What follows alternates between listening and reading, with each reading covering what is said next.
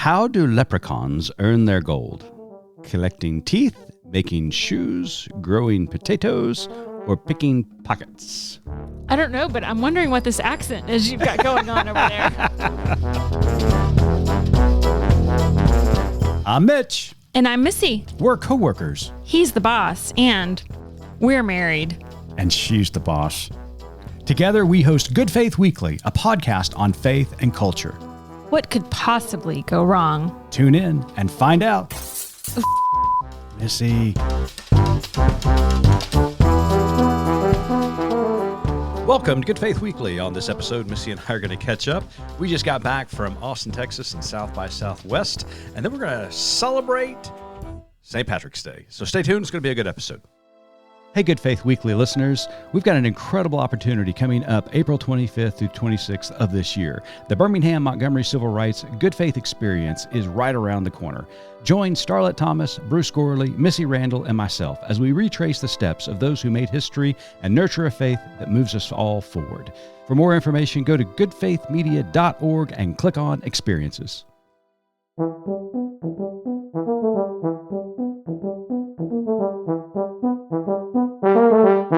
Hello there, Missy. Hey, happy St. Patty's Day. Patrick's Day. I don't know what's appropriate anymore. Wait. And then there's the whole Patty versus Paddy. And I know it's Patty. It's right, Patty. Right. It's Patty, I understand. it's Patty. So let me just say happy St. Patrick's Day. Oh, there you All go. spelled out in full. There you go. I like that a lot. I love St. Patrick's Day. We're going to talk a little bit more about it in the pod. But I do remember, I don't think it was last year, but maybe a couple of years ago, we were actually in New York City on St. Patrick's Day and stumbled across the St. Patrick's Day parade. We did. I forgot all about that. But you know what? Old man? It was 4 years ago. Time flies when you're having fun. It was 4 years ago. Wow, 4 years ago. I'd forgotten about that connection, but I saw the memory pop up on my phone this morning. We saw the St. Patrick's Day parade there by Central Park and all the green, firemen and the bands that came through. That was so much fun. It was a lot We of should fun. do that again sometime. Absolutely. Well, later on in the pod, I do have a quiz for you. Oh, crap. So stay tuned because it's going to be great. Well, you and I just got back from a trip. We did. We ventured down to Austin, Texas. Do you want to take a moment to sing "The Stars Are Bright"? I'd have to remember the words. No, that's not the song. It's actually Texas, our Texas. All hail the mighty state. Texas, our Texas. So for those of you who don't know, Missy is a Texan, while I am not. Yes. So, yes, we did go down to Texas. We were invited by our good friends at Democracy Forward to come down and hang out with them a little bit at South by Southwest. Otherwise, we are nowhere near cool enough to just go on our own.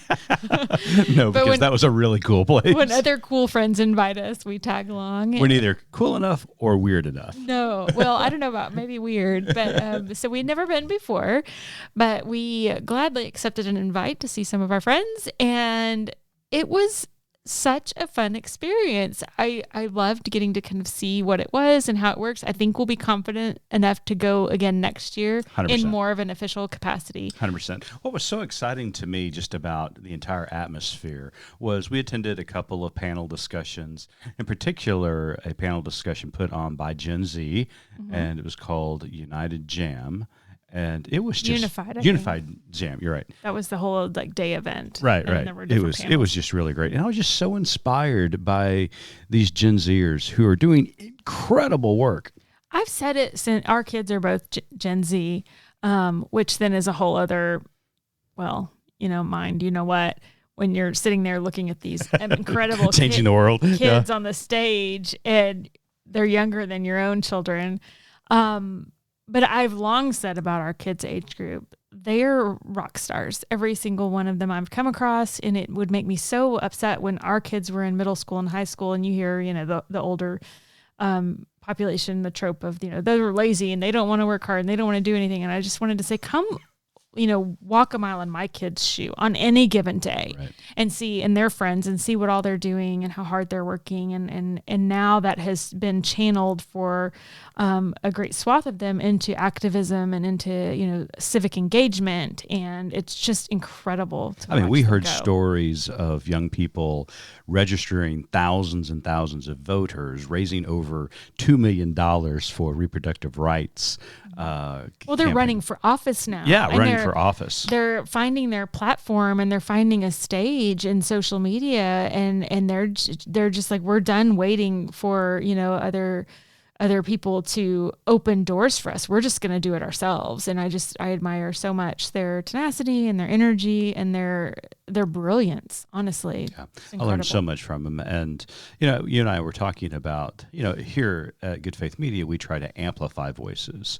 And we were looking at them thinking their voices don't need to be amplified. We just need to get out of the way and just let them do their thing, because they were just like you said, rock stars. Right. Like, I'm happy to promote and to cheer them on. But yeah, and that was a lot of the feeling, is just let me get out of your way. How can we support you? Because you're incredible. Absolutely. Well, speaking of rock stars. Yes.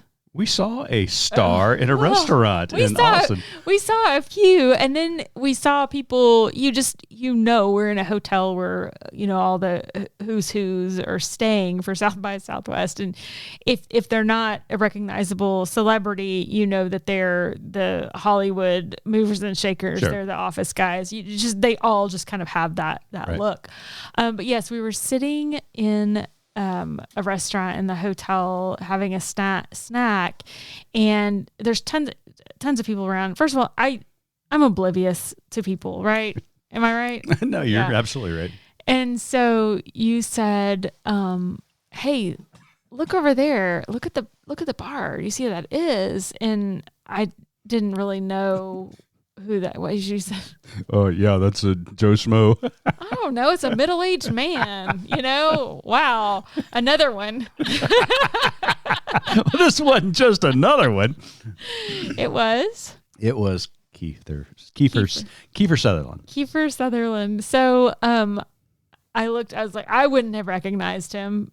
But again, I'm pretty oblivious. So I thought, oh, that's kind of cool. So again, it's super crowded, lots of people. I'm pretty that's Jack Bauer from 24. Okay, he saved the world so many times. Okay, I didn't watch that show. And you know why?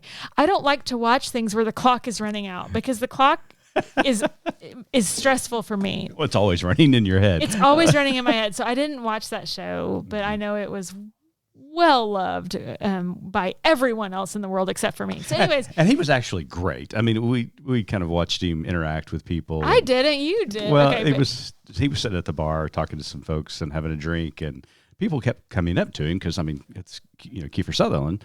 And he was always very generous and gracious and talked to them. And then this little girl came up, and he was just so sweet to her. He knelt down on her level and talked to her and gave her a photo and an autograph. He was just really See, really I miss this because I don't stare at people like that. Okay. But here's what happened. No.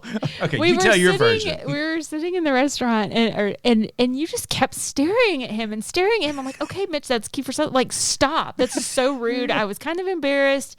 I was trying to look a different direction, and I could tell like a few other people around tables around us were actors and famous people, and I was trying to kind of place them, but not at the same time just awkwardly stare at people. So I felt like you were awkwardly staring at him, but it was so crowded that I couldn't like get your attention to say, stop, this is obnoxious. You just kept looking at him. And so once you call me on it, what did I say? No, later on, we're retelling this story to our friends. Like, hey, we saw Kiefer Sutherland. I'm like, yeah, Mitch would not stop staring at him. And you replied, I wasn't staring at him. I was watching the Bruins, dumbass.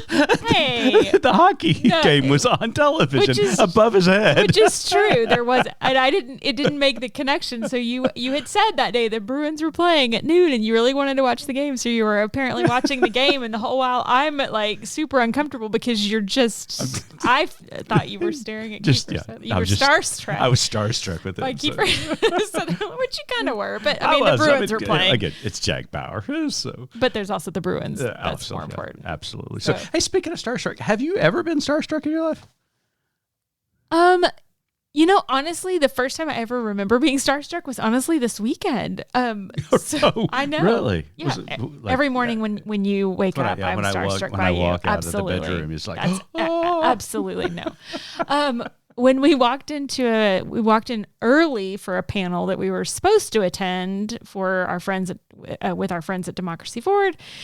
Before that, there was another panel, and I spotted a young Gen Zer who I am a huge Twitter fan of, and I thought that cannot be her. Is that her? So I looked on my phone at the schedule and realized this was her. And I was so excited, not only because it was somebody I have fangirled over on Twitter, but also that I recognized her, and I was felt cool all of a sudden in a room because I knew somebody who was cool enough to be on a South by Southwest panel. Anyways, Olivia Juliana is her name, and turns out for everybody over 30. Tell her. Okay, yes. So she is a Gen Zer. She works with Gen Z for Change. She's a young political activist in Texas, a 7th generation Texan. And she she crossed my peripheral on Twitter when she took Matt Gaetz to task after he took to body shaming women who were standing up for women's reproductive health. Anybody who takes on Matt Gaetz is a hero and of mine. Through that encounter with him and others, but she ended up raising, I think, over $2 million for abortion clinics across the country. And she was 19. 19. It's amazing. And she just did not, me, if you look sideways at me, I'm going to cower. But she took something that was she was bullied, and she took it and turned it. She's like, you're going to bully me? I'm going to use that to amplify my voice and my cause and turn it for good. And she continues to do that. And she is so active on social media. Everyone should follow her. Anyways, so I saw her and I was like, oh my gosh, that's Olivia. And then it turns out she was attending several of the events that we were attending. So that is the first time in my life that I have ever asked for a photo with someone. That is true. I don't think I've ever. I don't do that. Yeah. And I've also gave her my Sonic Diet Coke. Wow. I know. That's a big deal. That was a huge deal. For anybody who knows Missy, to give her Sonic Diet Coke up. I did. That's big. I did. She was hot and thirsty, understandably, and I had one, a fresh one I was going to drink. I was like, no, you have this. So we ended up getting to spend quite a bit of time with her. I was very excited. So she is wonderful, lovely. You guys should all follow her online. She is all of 20 years old. It was great because she was in the midst of doing all of this, stuff with South by Southwest and being on panels and engaging with folks. She was having to go back to her hotel room and do homework because of school, which was kind of sweet to see. But I was kind of starstruck. And then, so we met lots of people. Another favorite that I met on this trip is Taylor Coleman, who is another fabulous Texan who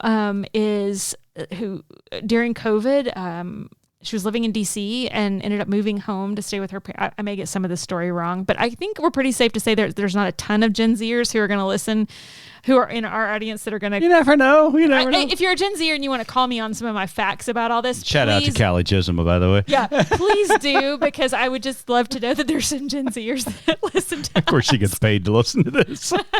But anyways, Taylor Coleman, who redid her van during COVID and took to the highways of Texas, registering voters across all of the counties in Texas, and is continuing her work of activism in that way. And she and I just had a great time, and I'm now fangirling over her on social media, and so it was fun. So yes, there you go. That's my starstruck moment.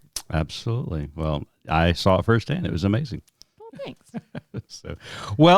It is St. Patrick's Day. Mm-hmm. And so I said at the beginning of this, there's going to be a quiz. Shoot. Okay, so every time St. Patrick's Day rolls around, we have the same conversation. I'm like, now who is that guy again? Tell me what he did. So once again, I'm going to have to ask. And for the umpteenth time, he's not the guy on the Lucky Charms box. So I know it has something to do with the Catholic Church, right? I will tell the story here in a second because it's an incredible story. Okay. But let's take the quiz first. Okay. Question number 1. Drumroll. St. Patrick is the patron saint of what country? Ireland? Yes! Yes, Okay. ding, ding, ding. You got the first one right. I just assumed it'd be a trick question. I guess not. No. Number 2, St. Patrick's Day commemorates the blank of St. Patrick. The birth, the marriage, the coronation, or the death? Birth? Opposite death. Yes, the death of St. Patrick. So we're yeah. celebrating his death. Okay, got it. Yes, yeah. Well, we're commemorating it. It says commemorate, not celebrate. Okay, we're commemorating. Gotcha. Number 3, according to Irish lore, what did St. Patrick drive out of Ireland? Witches, snakes, demons, or rats? Okay, because all I was imagining was the rats, but that's a different fairy tale. What's that? Shoot, I'm gonna have to get on the Google. Okay, so I don't know what he drew. The snakes. Snakes. Yeah. Like for real? No. Oh, okay. It is folklore because, as history indicates, there were no snakes in Ireland at the time, so it'd been hard to drive them out. Okay, so this has to do more with just Irish lore than anything. How do leprechauns earn their gold? Collecting teeth, making shoes, growing potatoes, or picking pockets? I don't know, but I'm wondering what this accent is you've got going on over there. It's making shoes. Okay, shoes. Okay, because leprechauns make shoes. Okay, Yeah. making shoes. Oh, this is so easy. What color is traditionally worn on St. Patrick's Day? Well, green. Well, of course. What city dyes its river green every St. Patrick's Day? And I'll give you a hint. It's a U.S. city. Okay, but I think lots of cities do this, right? Yeah, but this one's really Is famous. it Boston? No. San Antonio? No. Midwest. I don't know. Chicago. Really? Yeah. I had no idea. Yep, they dyed every... Or maybe San Antonio did that for the Spurs. Maybe I'm mixing up my... The Spurs, right? Just They're green? stop. No. Just stop. I thought they were. Oh my gosh. Wait. This is going to get worse. Sorry, this is a good one. And you should know this one. How many pints of Guinness are consumed each year on St. Patrick's Day? 13 million, 13 billion, 1.3 million, 130 million. Whatever the highest number is that you just said. It's not. It's actually 13 million. Okay. How many of those by you? And then the last question. What did he use the shamrock for? Did he use it as medicine, to flavor his coffee, for good luck, or to illustrate the Holy Trinity? Well, first of all, did he have his medical card for this? That is a good question. That he's using? I honestly don't know. And what were the choices again? As medicine, to flavor his coffee, for good luck, or to illustrate the Holy Trinity. I would guess the Holy Trinity. You're so right. Ding, ding, ding. So you did pretty good. I did better than I thought I was going to. But now you have to tell us about the actual story of St. Patrick's, and then you have to figure out a way, Mr. Preacher, to make it tie into why we drink green beer. Okay, I can do that. All right. So it is really one of my favorite stories through all Christian history. And what's fascinating about it to me is that for all of the Irish celebration of St. Patrick, that he is the patron saint of Ireland, he's not Irish. Really? No, in fact... Is he Texan? Jeez, no. That just really threw me off. Now, here's the trick. Am I going to be able to pick up the story from here, or am I going to have to start over? Reset. Okay. So, he's not Irish, even though he's the patron saint of Ireland. He actually has Roman roots, and his family was from Rome. They came over to the British Isles as Christians that ruled the British Isles at the time. They fought the Celts and Druids and drove them to Ireland and off the British Isles. And so his family were aristocrats. Aristocrats? Yeah. There's a song for that. Sorry about that. They were aristocracy. say that. Somebody's already been hitting the green beer. Exactly. Say. But they lived on the west coast of the British Isles, and this was the 5th century. So what's fascinating to me about this is really only 200 years or less after Constantine had made Rome, or made Christianity the official religion of Rome. So not too far from one of the biggest moments in Christian history. So he is 15 at the time, and he is on the beach with some of his friends when raiders from Ireland come over, and they raid the beaches and enslave him and take him back to Ireland as a slave. And there he lives for several years as a sheep herder, enslaved by the Irish. But when we think about slavery, of course, here in America, we think of African slavery here in the South, and it was a little bit different in Ireland at the time. While he was enslaved, he was treated pretty well as a slave by the Celts and Druids, even though he was indeed a slave. And he started to really miss home, really started not to like being a slave, as you can imagine, because it's still slavery. And so he runs away. Now, what's interesting about the story is that history tells us, and even in his own confession that he writes years later, he says that the Celts just kind of let him go. They didn't go chase after him. So he made his way to the western shores of Ireland and found a boat ride back over to the British Isles. And I was trying to think of a clever way to say a boat Uber, and all I could think of was boober. He got a boober. Pulled out his phone, got a boober. Ship Uber. Anyways, go ahead. And so goes back over to the British Isles where his family is. His family welcomes him home, but he has this real calling to the priesthood. So he studies to become a priest and becomes a priest. And what is really fascinating about this is that he really feels called to go back to Ireland as now a Christian missionary. And that's exactly what he does. And so he gets back on a boat, this time crossing the sea, not as a slave, but as a Christian missionary. And he goes and he lives among the Celts and the Druids for years upon years. And what is really noteworthy about Patrick is that he took a different tactic than the usual Western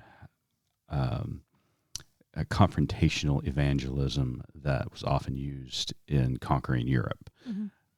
He lived among his captors because he knew them, he had relationships with them, and he earned their respect and gained their respect. And it was decades later that he began to have his first converts to Christianity. And it wasn't necessarily about a persuasive argument as much as it was about a persuasive relationship that he had with them. It was hard for them to understand that someone who was a slave in that land would come back to live among them as a free man, mm-hmm. and treat them with such respect and dignity. And so it's a beautiful story. It reminds me how, we need to live our lives and stop being so confrontational with our faith, as many of within Christianity do, but live a life that is worthy and treats others with love and respect and dignity. So it's a great story. Excellent. So how did we get green beer? Right. I'm waiting for that.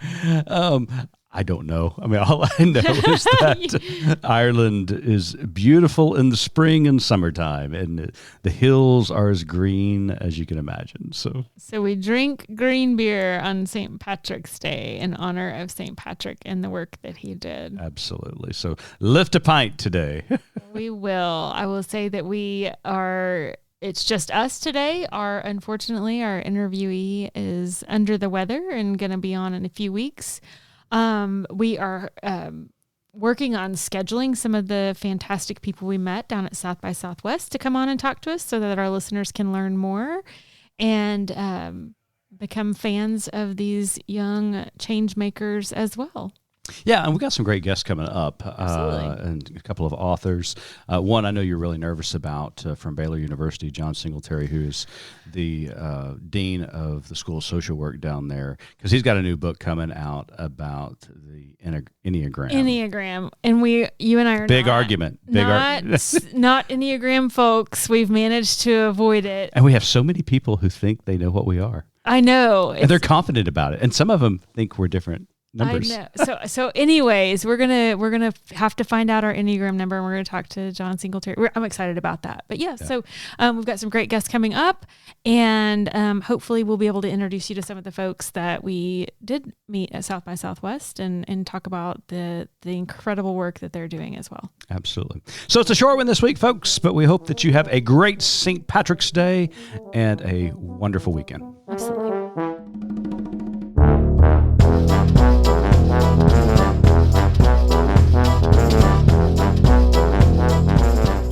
You've been listening to Good Faith Weekly, hosted by Mitch and Missy Randall. This weekly podcast from Good Faith Media discusses matters of faith and culture. Subscribe wherever you get your podcast and give us a like and a glowing review. We produce the podcast out of Norman, Oklahoma. Our music comes from Pond 5. And we're supported by listeners like you. Learn more about us at goodfaithmedia.org.